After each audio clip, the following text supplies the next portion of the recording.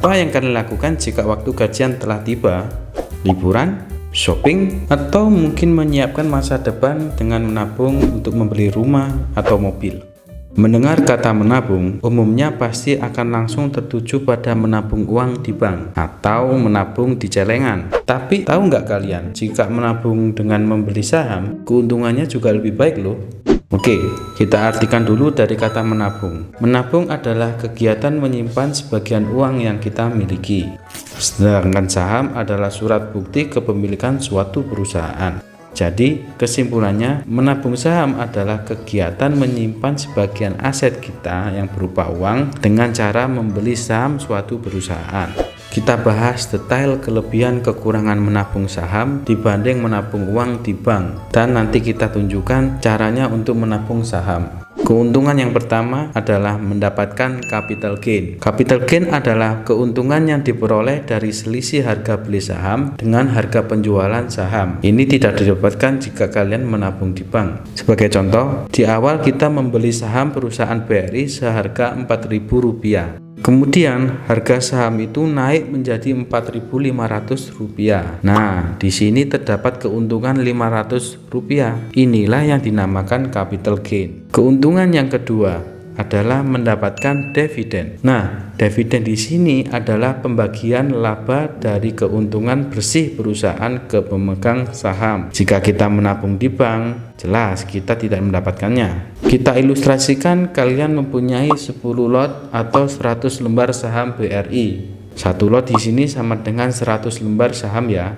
Kemudian Bank BRI sepakat untuk memberikan dividen kepada pemegang saham pada bulan April sebanyak Rp100 per saham. Berarti di sini kalian mendapatkan 100 lembar dikali Rp100 sama dengan Rp100.000 pada bulan April mendatang. Biasanya dividen ini diberikan 1 tahun sekali. Keuntungan yang ketiga, ownership, di mana kamu menjadi bagian kepemilikan perusahaan sesuai saham yang dimiliki. Selain itu, kalian juga berhak untuk mengikuti rapat saham. Jika kalian menabung di bank, ya kalian tidak ada kegiatan tersebut. Nah, itu tadi beberapa kelebihan menabung saham. Sekarang kita bahas kekurangannya. Yang pertama, adanya minimum pembelian. Untuk bisa melakukan pembelian saham, dibutuhkan minimal 1 lot atau 100 lembar saham. Contoh, saham BRI saat ini berharga Rp4.000, maka 100 lembar dikali 4.000 sama dengan Rp400.000.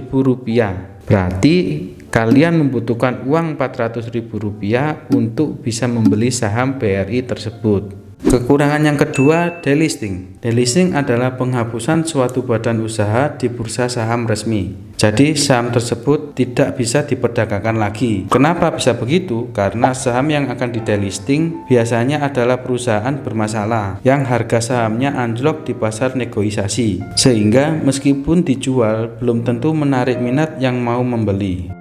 Kekurangan yang ketiga, terjadinya capital loss. Capital loss adalah kerugian yang kalian alami saat harga sahamnya jatuh. Untuk menangani capital loss ini, hal yang bisa kita lakukan adalah melakukan pembelian secara rutin atau menggunakan strategi DCA. DCA atau dollar cost averaging, yaitu menginvestasikan jumlah uang yang sama di tanggal yang sama tanpa memperhatikan harga pasar saat itu. Misal kita membeli saham BRI di bulan Januari dengan harga Rp4.000 dan bulan Februari harganya turun menjadi Rp3.000. Lalu kita membelinya lagi dengan nominal yang sama, maka didapatkan harga rata-rata saham adalah Rp3.500 sebanyak 2 lot.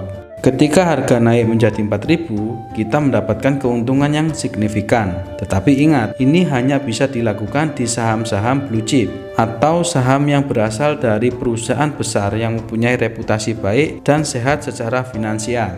Di antaranya BCA, BRI, Telkom, dan Astra, di mana perusahaan-perusahaan tersebut mempunyai reputasi dan pendapatan yang stabil. Nah, sekarang kita memulai cara menabung saham. Yang pertama, membuka rekening saham di sekuritas pilihan kalian. Sekuritas di sini ada banyak contohnya, seperti Indo Premier Sekuritas, Mirai Aset Sekuritas, Mandiri Sekuritas, Philip Sekuritas, BNI Sekuritas, dan Ajaib. Kita ambil contoh menggunakan sekuritas Ajaib. Yang pertama, download aplikasi Ajaib terlebih dahulu. Lalu, klik daftar baru, masukkan data nomor ponsel, email, dan password. Kalian bisa juga inputkan kode referral. Kemudian, masukkan nomor PIN Ajaib. Selanjutnya, dalam membuka akun rekening saham, kita isi identitas diri yaitu NIK, foto KTP, pendidikan terakhir, isi profil resiko investor, isi data alamat tempat kerja dan lain-lain. Yang terakhir, kita masuk ke syarat ketentuan rekening efek dan melakukan tanda tangan virtual. Proses pembukaan rekening saham selesai. Biasanya ini menunggu 3-4 hari kerja untuk verifikasi melalui email. Langkah yang kedua, tentukan nominal yang akan disetor. Sebagai contoh, penghasilan bulanan kalian 2 juta rupiah. Lalu kalian menentukan 20% dari penghasilan untuk ditabungkan di saham. Berarti nominal yang akan ditabungkan sebesar Rp400.000 per bulan. Langkah yang ketiga, masukkan uang ke dalam rekening saham yang kalian sudah buat. Nah, setelah kalian masukkan di saldo rekening saham, tentukan jenis saham apa yang kalian beli. Banyak jenis saham yang bisa kalian pilih sesuai bidang-bidangnya.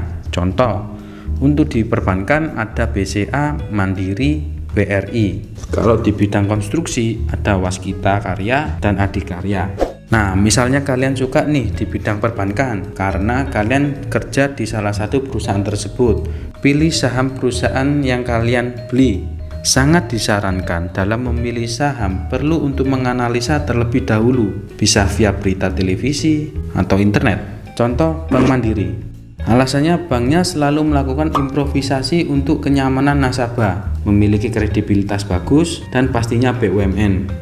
Atau simpelnya, pilih perusahaan yang produknya banyak digunakan orang lain dan mempunyai kredibilitas tinggi. Langkah yang keenam, lakukan transaksi beli saham melalui aplikasi Ajaib. Langkah berikutnya, kita cari saham tersebut. Terdapat grafik yang bisa dilihat dari waktu ke waktu. Lalu ada order book saham. Di sini ada namanya bilot. Ini adalah jumlah lot yang sedang mengantri. Untuk bid di sebelahnya adalah harga beli yang kita minta. Kemudian ada namanya ask atau harga permintaan jual, dan sebelahnya ada alot, jumlah lot yang mengantri.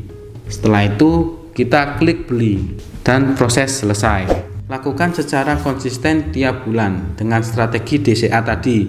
Harapannya kita mendapatkan keuntungan jangka panjang dari capital gain dan dividen yang dibagikan. Dengan simulasi, kita menyiapkan dana Rp500.000 dengan suku bunga rata-rata per tahun 14%. Kita lakukan sampai 5 tahun ke depan.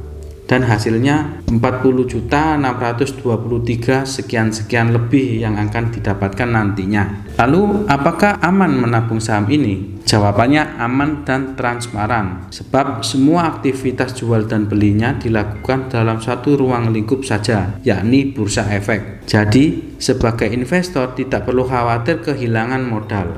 Jadi, apa kalian mulai tertarik dengan menabung saham? Semoga informasi ini bisa membantu dan bermanfaat untuk kalian.